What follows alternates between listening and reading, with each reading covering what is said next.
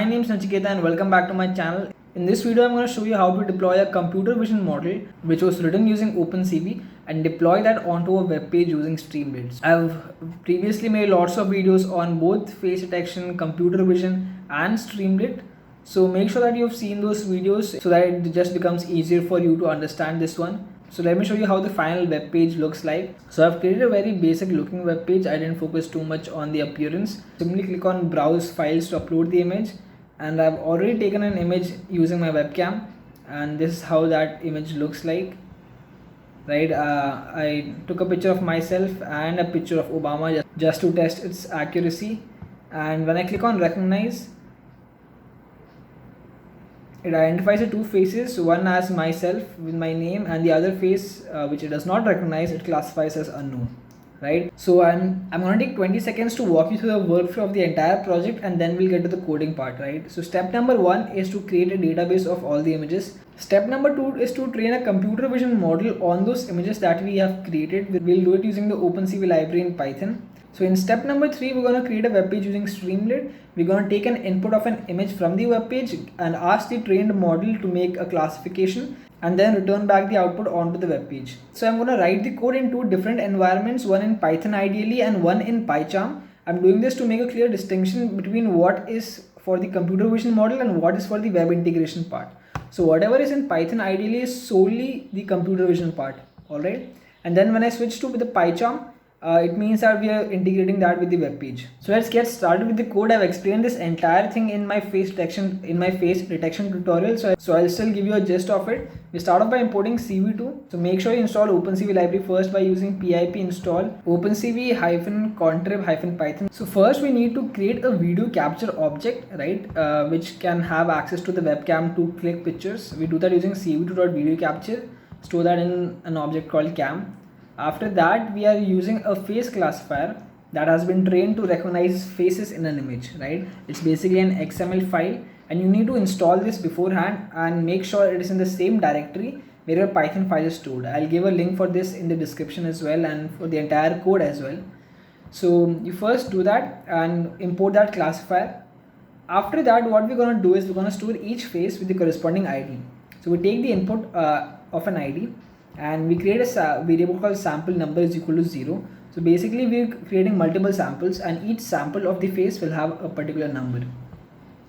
After that, we're creating an infinite loop, and we're reading images using cam.read, and basically it will return two things. It will return the image and basically a boolean value called ret, which tells if the operation was successful or not. We're only interested in the image that it returns. So the next step is that we convert the image that we get, which was in the RGB scale in red, green, blue format, into grayscale image, which makes it easier for detecting a face. Right, we do that using cv2.cvt color, give the image as the input, and use this function to convert RGB values to grayscale.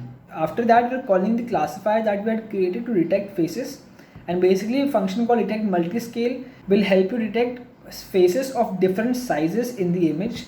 Right, and you give it the input as the image that we had converted into grayscale. So this line will basically capture all the faces that it sees in the image and create a rectangle around the faces, and then store the coordinates of the rectangle.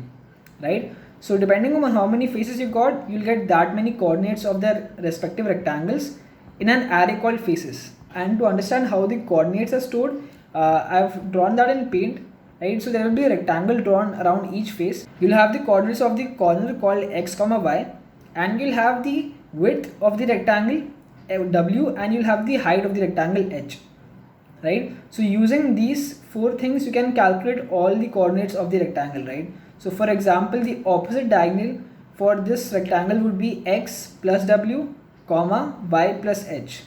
Right, so now we're running a for loop through the faces array, and basically what we're doing is we're plotting a rectangle around all the faces. Input is the image around which we want the rectangle to be plotted, the coordinates of the one corner, the coordinates of the other corner, and this is the color of the box, and 2 is the width of the box. So basically what face we've caught in the image, we want to store that somewhere. We do that using cv2.imWrite, and basically we're creating a folder called dataset. Inside that, each image will be stored as user dot whatever ID we had assigned to that, dot the sample number, and it will be stored as JPG extension, and the image that we're storing is the cropped image. So this is a way of slicing. Since gray is just an array of pixels, we get all the rows of the face from y to y plus h, from y to y plus h, and all the columns from x to x plus w.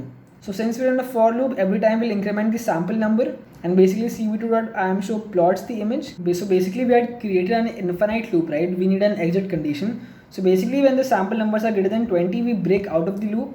Cam.release will release the camera object, and then we destroy all the windows.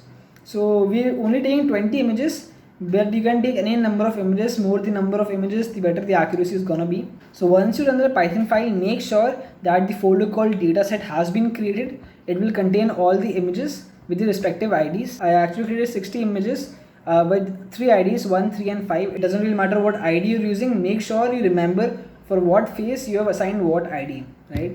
So after that, we skip to the next part of the code where we're training the face recognizer. Again, we import CV2, we import a model called OS, and we import numpy as np and the pillow library, from which we import a function called image, which we're going to be using to open and read images. The first step is to create the face recognizer, and it's very simple. In CV2, you simply have to call cv2.face.lbph face recognizer underscore create, which creates a model, and you have to supply the training images. So LBPH basically stands for local binary pattern histogram. I'm not going to go into the mass of the algorithm. Basically it uses pixel intensities and their variation to map and recognize a particular face, right? And then we supply the path first of all, which is dataset, right? If you store it in a different folder, make sure to make a change over here. Now we're basically creating a function to which we can supply the path, and it will automatically grab all the images and convert that into a numpy array. So the entire image path actually looks something like this, right? It looks like dataset / user.1.3. So basically we join the path that we've given with f, where f is basically all the directories inside the dataset folder, basically supplying all the location of all the images inside the dataset directory and storing that in image paths. After that, we create 2 empty arrays for now, which will contain the numpy array of faces and the respective IDs. So we basically have to supply the input and the output to the recognizer, right? The input is going to be the numpy array of the faces, and the output is going to be the corresponding ID. So basically this is supervised learning. We're basically iterating through the image path. First step is to open the image. We store that in a variable called face image, and after that we convert the face image into a numpy array using np.array, and we store that in another variable called face np, right? And next step is to obtain the ID, right? The image path contains the ID. If you look at the location of the image, dataset / user.1.3, over here we have the ID. We have to extract this. So to do that, we first split the path, right, and take the last element out of it. When you use the split function, it will simply split it from wherever it finds a slash, and it will create 2 elements. First element is the dataset, and user.1.3 is the second element. And when we write -1, it basically means the last element, which is user.1.3. So this section will further be split into 3 parts: user, 1 and 3. And we take the first element in that. So basically the user is the 0th element in that array, 1 is the first element, and 3rd is the second element. So once we've got the numpy array of the faces, we append that in the array that we had created, and we append all the IDs as well. Over here we're simply displaying the images. We wait for 10 milliseconds and we return the numpy array of the IDs and the faces. So we only defined the function, we haven't called it yet. So we call it over here, and the ID and the faces that we get, we're gonna supply that to the recognizer, right? And we train that using a recognizer.train, and we supplied the input and the output, and basically whatever parameters the recognizer has learnt, it's gonna save that in a file called training data by ML. This is very important. Make sure this has been created before you proceed to the further steps, right? After that, we destroy all the windows. So let's get done with the final part. So we first call the libraries. We import Streamlit as st. So make sure you install Streamlit first using pip install Streamlit. We start off by calling the face classifier using cv2.cascade classifier, which is going to be used to detect a face in any given image, right? After that, we create an object for face recognizer. So now we read the training data.yml file that we had created using rec.read. So make sure that the training data.yml file has already been created and has been stored with the corresponding project files, right? After that, we create a function called detect faces, which is going to recognize the face basically whenever we click a button, right? So the argument for the function is going to be an image. We first convert the image into RGB scale. So basically the image that you get can be in different formats. It could be in RGBA as well. So we first convert that into RGB and then convert that into a NumPy array, because we can only process on arrays, right? And after that, we convert again into grayscale as we've done before.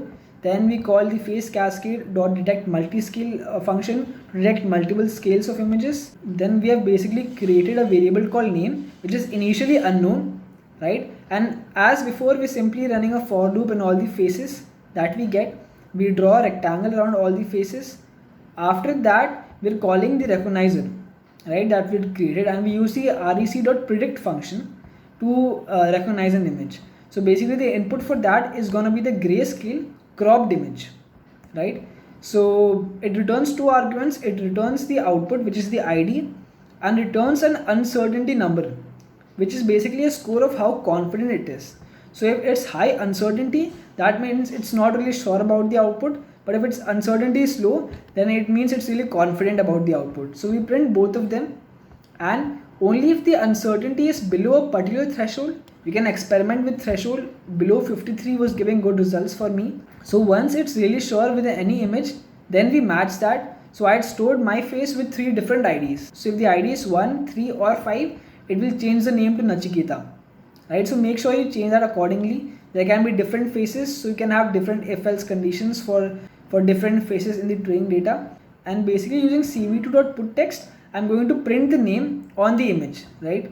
So it's in different font and different style, which you can experiment by varying the parameters over here. Else, if it's not really confident about an image, it will simply print unknown on the image. And once that's done, I simply return the image, right? I can also return the name if I want to print on the website that particular user has been found. And after that, I define the main function where the web page is going to be created. It will have the title Streamlit tutorial. I've explained this in previous video as well. I'll still skim through the code. So basically we're writing an HTML code where we write face recognition, right, with particular properties. You can simply copy this. And to enable an HTML element, we use st.markdown HTML temp, and we write this condition as true to allow the HTML elements to be read. After that, we create an option to upload files using st.fileuploader, which will basically accept JPG, PNG and JPEG images and store the uploaded image in a variable called image file. So if an image has been uploaded, we basically first open the image and write a text as original image and simply display that onto the web page first. After that, if the user clicks the recognize button, we're basically going to be calling the detect faces function, supplied the image, and basically we print the output image as well. So that's it for the code. Once you're done, you simply go to the terminal and write the command streamlit run webapp.py, basically whatever the name of your file is.